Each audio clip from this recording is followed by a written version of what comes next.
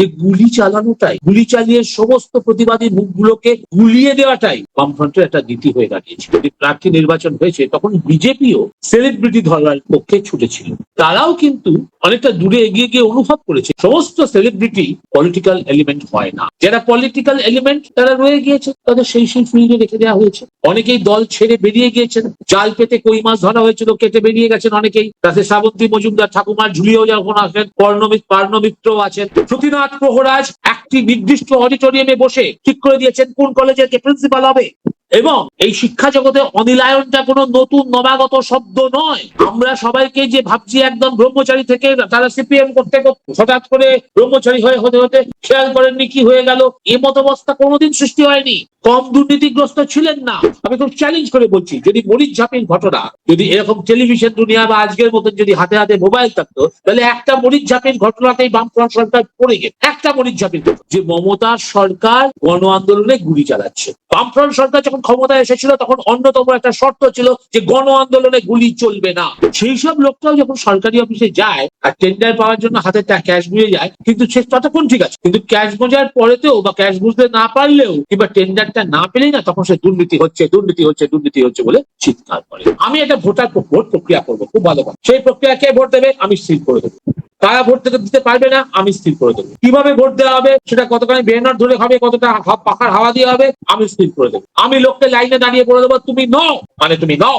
এই যে মানসিকতা, এটা কমিউনিস্ট কান্ট্রিতে হতে পারে। এখানেও কিন্তু দক্ষিণপন্থী একনায়কতন্ত্রের দিকে আমরা এগিয়ে চলেছি এই যদি প্রক্রিয়াটাকে সমর্থন করি। দেখুন, একটা বৃদ্ধা মহিলা, তিনি আতঙ্কিত হয়ে আমাকে বলছেন, দাদা আমাদের উপাসে পাঠিয়ে দেবে না তো? আমার তো এখনো নাম আসে। তিনি এই বিচারাধীনের তালিকায়। তিনি এখানেতে 1945-46 সাল থেকে রয়েছেন। আমার পেছন দিকে বসতে থাকে। এরকম তো অসংখ্য মানুষ, এদের নিয়ে চিন্তা। পশ্চিমবঙ্গে বিধানসভা ভোটের বাদ্যি বেজে গিয়েছে। শাসক দল তৃণমূল 291টা আসনে প্রার্থী ঘোষণা করে দিয়েছে। বাম এবং বিজেপি তারাও তাদের মতন করে অল্প কিছু সংখ্যক আসনে প্রার্থী ঘোষণা করেছে। এবারের নির্বাচন বোধহয় মূলত তৃণমূল এবং বিজেপির লড়াই, অস্তিত্ব রক্ষার লড়াই, বাংলার মাটি শক্ত করার লড়াই, বাংলায় কারা জনপ্রিয় সেটা প্রমাণ করার লড়াই। এই সামগ্রিক বিষয় নিয়ে আজকে প্রথম কলকাতায় আমরা প্রাসঙ্গিক প্রসঙ্গে আমাদের সঙ্গে রয়েছেন বিশ্লেষক, রাজনৈতিক বিশ্লেষক, লেখক, সাংবাদিক দেবাশিস পাঠক। দেবাশিস বাবু, আপনাকে স্বাগত। আমি শুধু প্রথমে একটা কথা বলতে চাই। আপনি যে কথাটা বললেন যে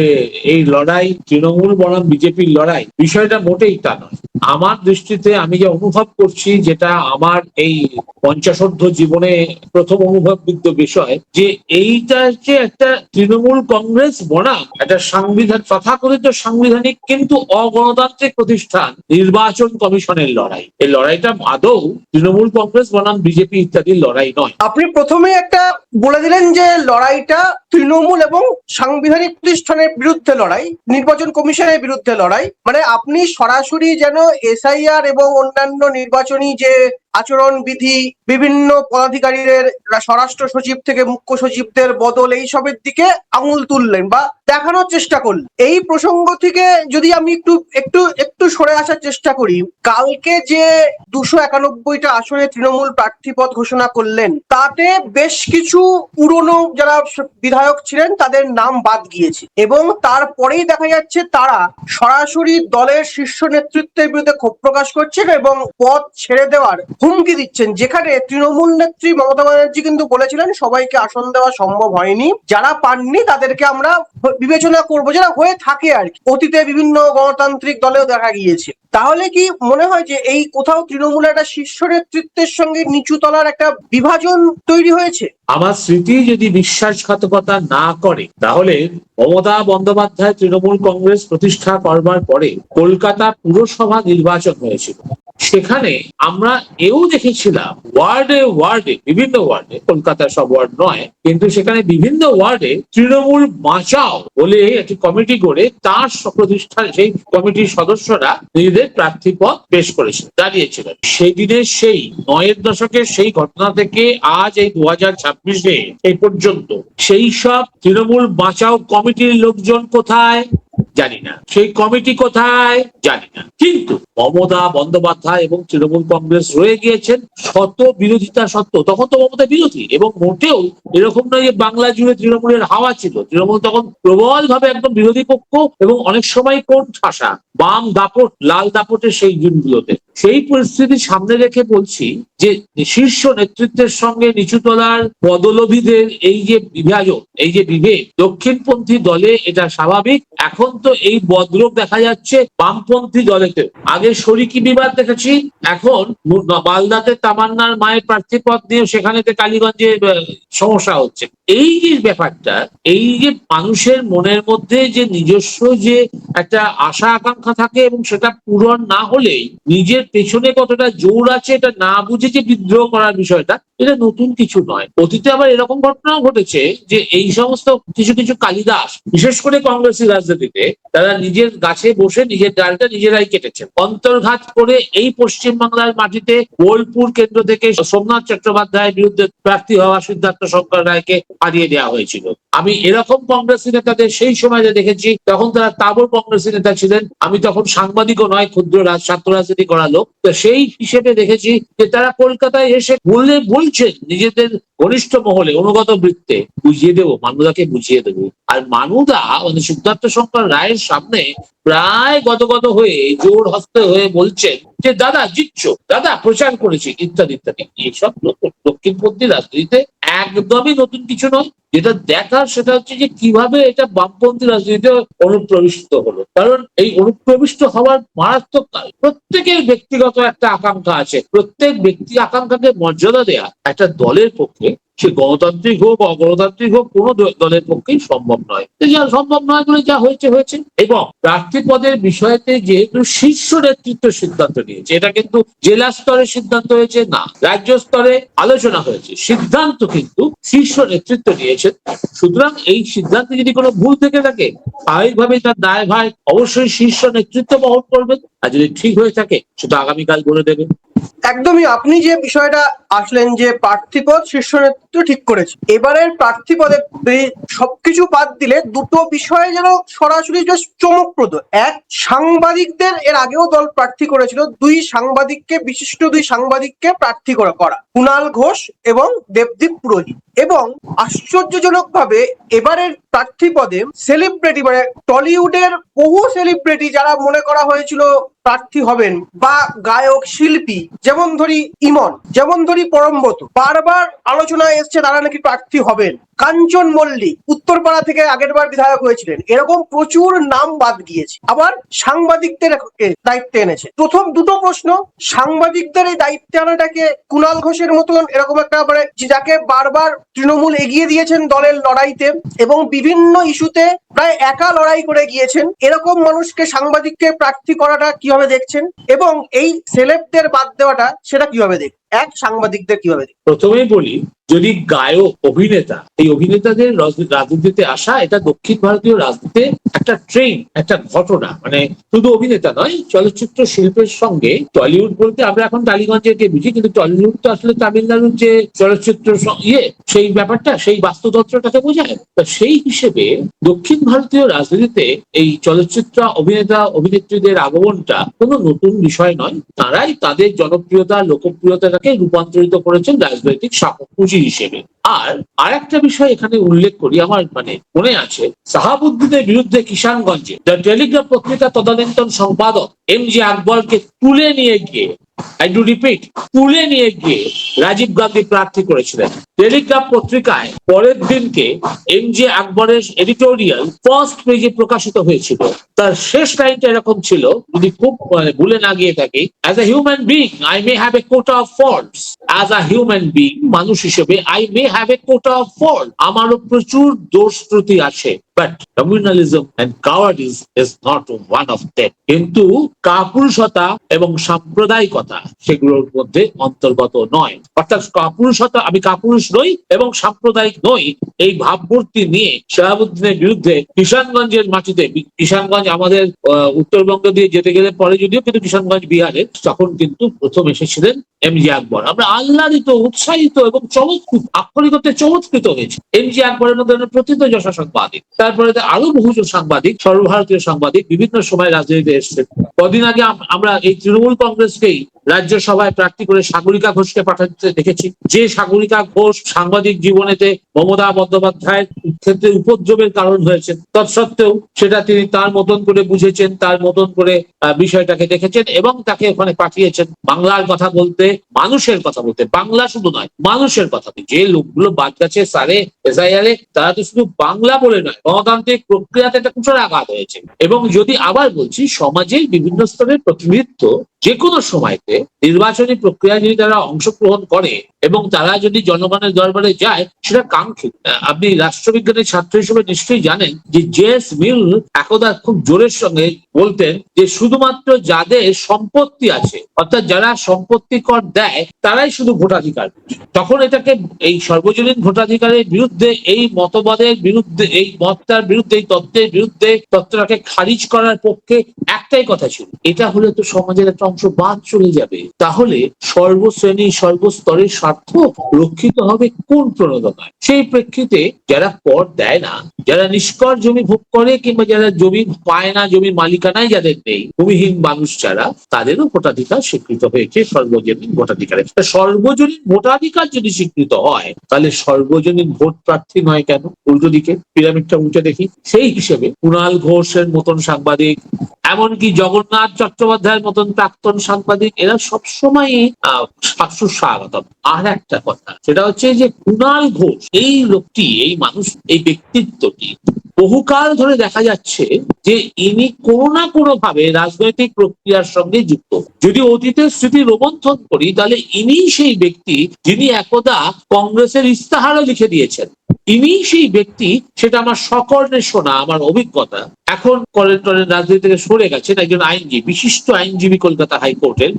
তিনি একদা মমতাপন্থী ছিলেন, মমতার অনুগামী ছিলেন, তারপরে প্রবল মমতা বিরোধী হয়ে উঠেছিলেন। এখন তিনি রাজনৈতিক নির্বাসন নিয়েছেন, মানবপ্রস্থে চলে গিয়েছেন। তাকে আমি বলতে শুনেছি, আমি কুণালের আর যাই করি, আমি সকালে উঠে কুণালের লেখাটা পড়ি, কারণ ওরকম বাংলা অনেককেই লিখতে পারে। তাহলে কুণাল ঘোষের যে কুশলতা, তার নিজস্ব পরিবৃত্তে ছিল, নিজস্ব পেরিফেরিতে ছিল, সেই কুশলতাটা অন্যত্র তিনি প্রসারিত করে দিয়েছেন রাজনৈতিক দলের মুখপাত্র হওয়ার সুবাদে। তিনি রাজনৈতিক দলের তখন মুখ হয়ে উঠেছেন যখন সেই দল সব থেকে বেশি প্রশ্নচিহ্নের সামনে দাঁড়িয়েছে এবং 15 বছর সরকারে থাকলে যে যে প্রতিষ্ঠানগত ত্রুটি, ভ্রম ইত্যাদি অনুপ্রবিষ্ট হতে পারে, সেই অনুপ্রবেশগুলো ঘটে গিয়েছে। তৎসত্ত্বেও তিনি যুক্তি দিয়ে, বুদ্ধি দিয়ে সেগুলোর মোকাবিলা করেছেন। প্রবল প্রতিকূলতার মধ্যেও দলকে প্রোটেক্ট করবার, রক্ষা করার চেষ্টা করেছে। তাকেই যদি এবার দলের টিকিট না দেয়া হতো, কথার কথা বলছি, তাহলে কি হতো? তাহলে দলের সর্বস্তরে কি এই বার্তাটাও পৌঁছতো না যে তুমি যতই লড়াই করো,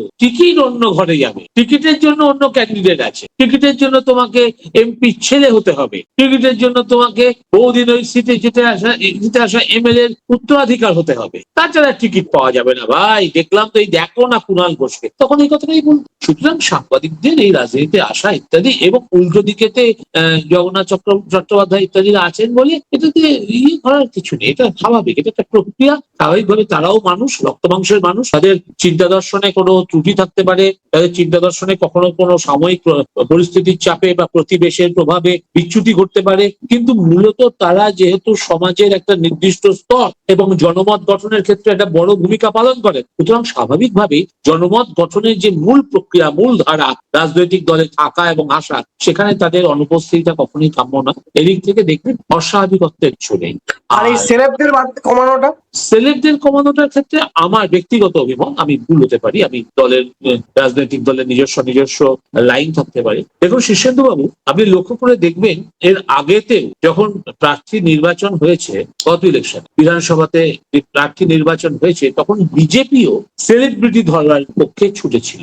তারাও কিন্তু অনেকটা দূরে এগিয়ে গিয়ে অনুভব করেছে, বুঝতে পেরেছে, অনুভব বলবো না, উপলব্ধি করেছে। It has been a realisation for them. সমস্ত সেলিব্রিটি পলিটিক্যাল এলিমেন্ট হয় না। যারা পলিটিক্যাল এলিমেন্ট তারা রয়ে গিয়েছে রাজনৈতিক প্রক্রিয়ার সঙ্গে। যারা সেই অর্থে পলিটিক্যাল এলিমেন্ট নন, সমাজের অন্য ক্ষেত্রে যাদের অবদান অন্যভাবে স্বীকৃত হলে, আমার রাজনৈতিক দল হিসেবে তিনি আমার সঙ্গে সংযুক্ত আছে বলে আমি উপকৃত হতে পারি, আমার ভাবমূর্তি উজ্জ্বলতর হতে পারে, তাদের সেই ফিল্ডে রেখে দেওয়া হয়েছে। অনেকেই দল ছেড়ে বেরিয়ে গিয়েছেন, জাল পেতে কই মাছ ধরা হয়েছিল, কেটে বেরিয়ে গেছেন অনেকেই। তাতে শ্রাবন্তী মজুমদার ঠাকুমার ঝুলিয়েও যখন আসেন, পার্ণমিত্র আছেন, এসব কান্নাকাটি তো দেখেছি। অগ্নিমিত্রা পাল ঠিকই আছেন, ফ্যাশন ডিজাইনিং করতে করতে এখন অন্যরকম রাজনীতির ঘুঁটি সাজাচ্ছেন, হিন্দু বলতেও শিখে গেছেন, গেরুয়া গায়ে জড়িয়ে নিয়েছেন, প্রায় সন্ন্যাসিনী বেশ একটা, এরকম বেশে রূপা গাঙ্গুলি একদা উত্তীর্ণ হয়েছিলেন। তারপরে তার ব্যক্তিগত অভিশাপ পূর্ণ হয়নি বলে তাকে চিপ করে যেতে হয়েছে। তৃণমূল কংগ্রেসের দলেও স্বাভাবিকভাবে এরকম কিছু এলিমেন্ট ছিল যারা রাজনৈতিক ভাবে ঢুকে পড়েছিলেন, কিন্তু শেষ পর্যন্ত রাজনৈতিক হয়ে উঠতে পারেননি, তাদের সত্তার মধ্যে সেই রাজনৈতিকটা হয়নি। এবারে যখন ইলেকশনটা 15 বছরের ইনকামবেন্সি ফ্যাক্টর নিয়ে হচ্ছে, যখন আমার ব্যাগে যে ঢুকে পড়েছে, এটা প্রতিষ্ঠান বিরোধিতার একটা ভার আমাকে বহন করতে হবে। আমি তো কোনো রামকৃষ্ণ মিশন বা ভারত সেবাশ্রম সংঘ রাজনীতি ঢুকে গেছেন, আমি কোনো রামকৃষ্ণ মিশন তো চালাই না। তার ফলেতে সবাই যদি সমাজের সর্বস্তর থেকে আসে, তাহলে সবাই সঠিক কাজ করেছেন, ভীষণ একটা প্রায় সোনার গাছের উপর ফল ফুলিয়ে দেবেন বা দিয়েছেন, এমনটা হওয়ার কারণ নেই। ফলে এই রাজনৈতিক জগতে আসা অরাজনৈতিক প্রাণীরাও তাদের মতন করে অ্যাডাপ্টেশন করতে করতে কিংবা বিচ্ছিন্ন হয়ে গিয়েছে, কেউ আবার পুরো প্রক্রিয়াটার মধ্যেই রয়েছে। অবশ্যই তার আপনার কথা থেকে স্পষ্ট যে দুর্নীতি বা বিরোধিতা দলের মধ্যেই ঢুকে গিয়েছিল, তৃণমূলের এটা যে মধ্যেই কোনো ঢুকে রাজনৈতিক দলে থাকবে। আপনি এটা কি চ্যালেঞ্জ নয়? অবশ্যই চ্যালেঞ্জ, এটা কি চ্যালেঞ্জ নয়? অবশ্যই চ্যালেঞ্জ। এই এতগুলো অভিযোগ এটা দলের বিরুদ্ধে, এতগুলো অভিযোগ বলে নতুন কিছু নেই। সমাজ মাধ্যম চারদিকেতে সক্রিয় হয়েছে বলে অভিযোগের প্রবণতা, অভিযোগের অনুভূমিক বিস্তৃততা বেশি মনে হচ্ছে। উল্লম্ব ভাবে দেখতে গেলে, আপনি যদি এটা হরাইজন্টালি না দেখে যদি ভার্টিক্যালি দেখেন, তাহলে কিন্তু সেই অর্থে দুর্নীতিগ্রস্ততা হয়নি। আমি বলছি প্রাতিষ্ঠানিক দুর্নীতি 34 বছরে বাম জমানায় অনেক বেশি হয়েছে, অনেক বেশি এই শিক্ষা জগতের দুর্নীতি হয়েছে। হলে বসে বসে, আমি নাম করে বলছি, শ্রুতিনাথ প্রহরাজ থেকে ট্রাম্পি, শ্রুতিনাথ প্রহরাজ একটি নির্দিষ্ট অডিটোরিয়ামে বসে, তার যে সাক্ষী ছিলেন সেই অমরেন্দ্র মুখোপাধ্যায় মানুষটি প্রয়াত হয়েছেন, এই সাক্ষী ছিলেন তিনি। এই শ্রুতিনাথ প্রহরাজ হলে একটা প্রেক্ষাগৃহে বসে বসে ঠিক করে দিয়েছেন কোন কলেজের কে প্রিন্সিপাল হবে। এবং এই শিক্ষা জগতে অনিলায়নটা কোনো নতুন নবাগত শব্দ নয়। আমরা সবাইকে যে ভাবছি একদম ব্রহ্মচারী থেকে তারা সিপিএম করতে করতে হঠাৎ করে ব্রহ্মচারী হতে হতে খেয়াল করেননি কি হয়ে গেল, এ মতাবস্থা কোনোদিন সৃষ্টি হয়নি। কম দুর্নীতিগ্রস্ত ছিলেন না। প্রাতিষ্ঠানিক দুর্নীতিটাও এখানে আমি বলছি যতটা হয়েছে তার থেকে বেশি প্রচারিত হয়েছে, বা অবশ্যই সেই রকম ভাবমূর্তিতে কালিমালিপ্ত হয়েছে শুধুমাত্র সমাজ মাধ্যমের অতিরিক্ত উপস্থিতির জন্য। আমি খুব চ্যালেঞ্জ করে বলছি, যদি মরিচ ঝাঁপির ঘটনা, যদি এরকম টেলিভিশন দুনিয়া বা আজকের মতন যদি হাতে হাতে মোবাইল থাকতো, তাহলে একটা মরিচ ঝাঁপির ঘটনাতেই বামফ্রন্ট সরকার পড়ে গেছে। একটা মরিচ ঝাঁপির ঘটনা দেয়ালে দেয়ালে কংগ্রেস লিখেও বের করতে পারেনি। কংগ্রেস লিখেছিল ড্রপ শ্রমিকদের হত্যা করার পরে পুলিশের পরিচালনার ফলে কি জ্যোতি বসু ব্রহ্মচারী? আমি আর একটা কথা বলি, এই যে 15 বছর কেটে গেল, গণহত্যার ঘটনা দেখেছেন, পুলিশ গুলি চালিয়ে মেরে দিয়েছে নির্বিচারে। কিন্তু যখন এই সরকার এসেছিল না, তখন আমি একজন প্রতিষ্ঠিত অর্থনীতির অর্থনীতিবিদ বলাটা একটুখানি অন্যরকম, অর্থনীতির অধ্যাপক, তখন তিনি অবশ্যই যে সমস্ত শিক্ষাবিদরা সুরেন্দ্র সান্যালের সঙ্গে পরিবর্তনের পক্ষে ছিলেন, তাদের অন্যতম। তাদেরকে ব্যক্তিগত আলোচনায় বলতে শুনেছি, আমাকে হয়তো শেষ বয়সে দেখতে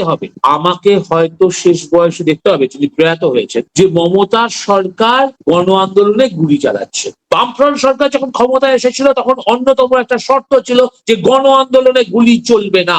69-এর লিগাসি থেকে, যুক্তফ্রন্ট সরকারের লিগাসি থেকে পরে যখন বামফ্রন্ট এলো, তখন এই লিগাসিটা, এই পরম্পরাটা তারা তাদের নীতিগত ভাবে অবস্থানের মধ্যে অন্তর্ভুক্ত করে নিয়েছিল। কিন্তু পরবর্তী জমানা বলছে যে গুলি চালিয়ে সমস্ত প্রতিবাদী মুখগুলোকে গুলিয়ে দেওয়াটাই বামফ্রন্টের একটা নীতি হয়ে দাঁড়িয়েছিল। গত 15 বছরে মমতা সরকারের ক্ষেত্রে অন্তত সেটুকু হয়নি। দুর্নীতি ঢুকবেই, যদি দল প্রসারিত হয়। কিন্তু বাম সরকারের মধ্যে তাই হয়েছে, বেনজল ঢুকেছিল, একদম ঢুকেছিল, কিন্তু সেই সময় যে জায়গা তৈরি হয়ে গেছিল না, এখনো কোনোভাবে, আমি বলছি না কোনো পকেটে সেটা হয়নি, আমি বলছি না যে কোনো পকেটে একদম সমস্ত মঠ মসজিদ মিশন থেকে বেরিয়ে এসে সবাই গেরুয়া বস্ত্র খুলে তৃণমূলের পতাকা ধরে নিয়েছে, একদমই। বহু জনপ্রতিনিধির মধ্যেই ব্যাধি আছে, বহু জনপ্রতিনিধির যারা অনুচরবৃন্দ তাদের মধ্যে নিজস্ব বৃত্তে এই ব্যাধি আছে। এই ব্যাধিগুলো কোনোটাই উপেক্ষণীয় নয়, কিন্তু এই ব্যাধিগুলোই একমাত্র এই সরকারের বৈশিষ্ট্য এমনটা ভাবারও কোনো কারণ নেই। মানে আপনি বলছেন দুর্নীতি ছিল, দুর্নীতি হয়েছে, স্বীকার করছেন, তবে এবং এটাকে কাটিয়ে সরকার হ্যাঁ, এটা যে কোনো গণতান্ত্রিক প্রক্রিয়াতে এরকম কাঠামোতে দুর্নীতি তো থাকাটাই স্বাভাবিক। আমার যদি নীতিবোধ প্রথম থেকে তৈরি না হয়, তাহলে দেখুন, আমি যখন কি হয় জানেন তো, আমি একটা বলি, যার বাবা প্রচুর টাকা পয়সা দিয়ে গেছে না, তাকে ট্রাঙ্কে করে টাকা দিয়ে গেছে, নোট বাতিলের সময় তার কিছু অংশটা হয়তো বাদ পড়েছে, সেই সব লোকটাও যখন সরকারি অফিসে যায় আর টেন্ডার পাওয়ার জন্য হাতে ক্যাশ বুঝে যায়, কিন্তু সে ততক্ষণ ঠিক আছে, কিন্তু ক্যাশ বোঝার পরেতেও বা ক্যাশ বুঝতে না পারলেও কিংবা টেন্ডারটা না পেলেই না, তখন সে দুর্নীতি হচ্ছে বলে চিৎকার করে। আপনি দেখবেন না, এবার সমাজ মাধ্যমেতেই কিছু কিছু যারা টিকিট পাননি এমএলএরা, তারা সবাই দুর্নীতির বিরুদ্ধে ভীষণ সরব হয়ে উঠেছেন।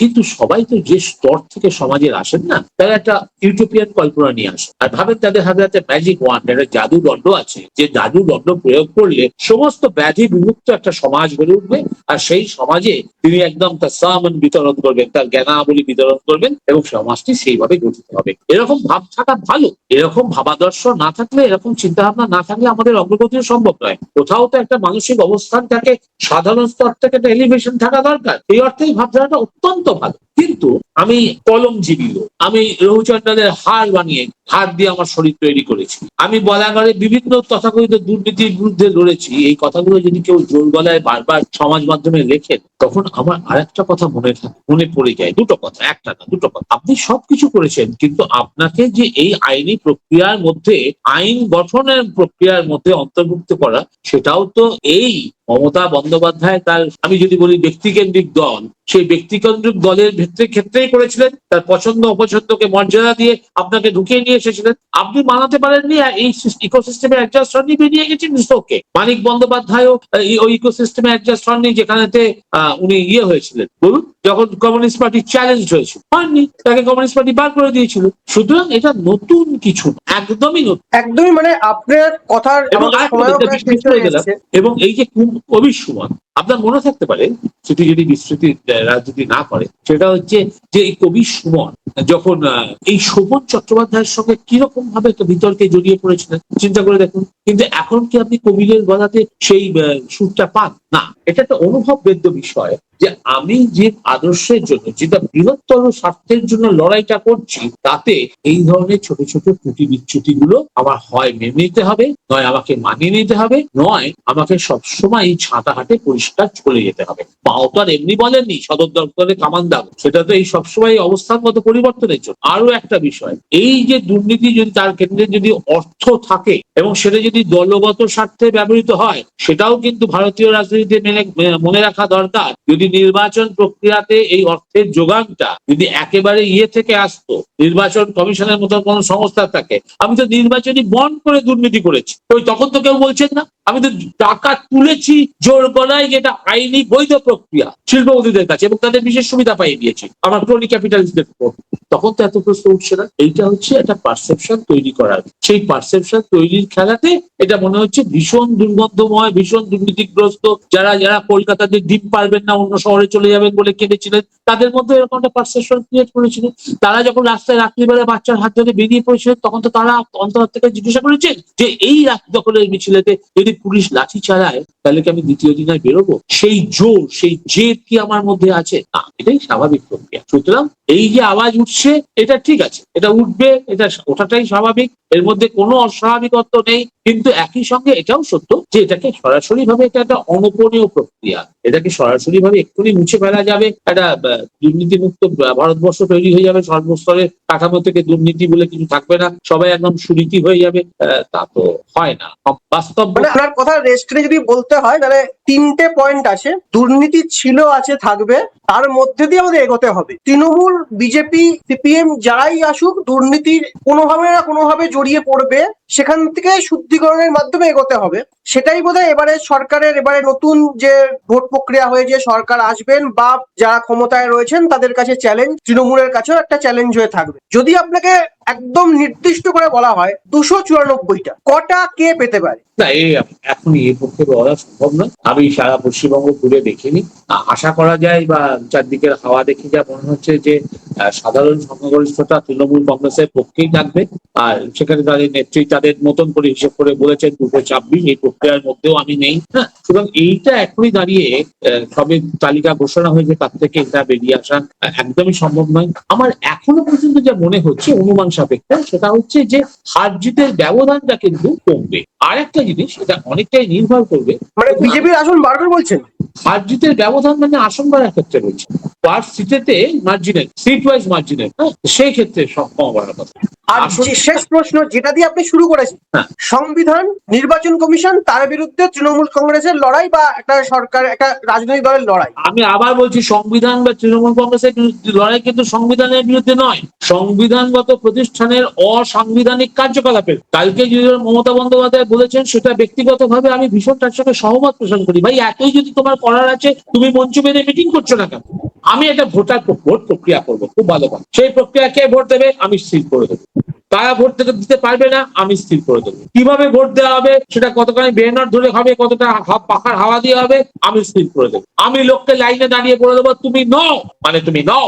এই যে মানসিকতা, এটা কমিউনিস্ট কান্ট্রিতে হতে পারে। এখানেও কিন্তু দক্ষিণপন্থী একনায়কতন্ত্রের দিকে আমরা এগিয়ে চলেছি, এই যদি প্রক্রিয়াটাকে সমর্থন করি। দেখুন, তৃণমূল, বিজেপি, তৃণমূল, বাম, এই বিবাদ, এই বৃহৎ দ্বন্দ্ব থেকে যাবে, থাকবে, কালকে মিটবে না। কিন্তু এর মধ্যে দিয়ে যে গভীর ক্ষতটা তৈরি হয়ে যাচ্ছে, সেটা মারাত্মক। এক নম্বর হচ্ছে জাতিগত বিদ্বেষ ছড়ানো হচ্ছে, সম্প্রদায়গত বিদ্বেষ, সেটা যদি শিকড় রয়ে যায়। আর যদি এই কাঠামোটা ভেঙে দেওয়ার একটা ব্যবস্থা, পাকাপাকি ব্যবস্থা তৈরি হয়ে যায়, যে আমি ঠিক করবো আমার ভোটারকে, এই প্রক্রিয়া। কমিউনিস্ট কান্ট্রিগুলো সবসময় বলতো যে নির্বাচনে যদি একাধিক প্রার্থী দাঁড় করায়, তাহলে সাধারণ মানুষকে বেছে নেওয়ার সুযোগ দেওয়া মানে তার ভুল করার সুযোগ দেওয়া। এই যদি ভাবনায় চলে আসে, তাহলে আমার গণতান্ত্রিক কাঠামোটা এলোমেলো হয়ে যাবে। এইটা চিন্তা করা। অমর্ত্য সেন এই কথাটা বলেছিলেন যে এইসব ভোটবন্দি, নোটবন্দি, উত্তরপ্রদেশ ইলেকশন অনেক চলে যাবে, কিন্তু যে ক্ষতিটা হয়ে যাচ্ছে না, সেটার দিকে সবার নজর দেওয়া দরকার। এখন মনে হয় আমাদের বাংলার বুকে অন্তত সেদিকে নজর দেওয়ার সময়, মোক্ষম সময় উঠেছে। অনেক ধন্যবাদ দেবাশিস বাবু আপনাকে। মানে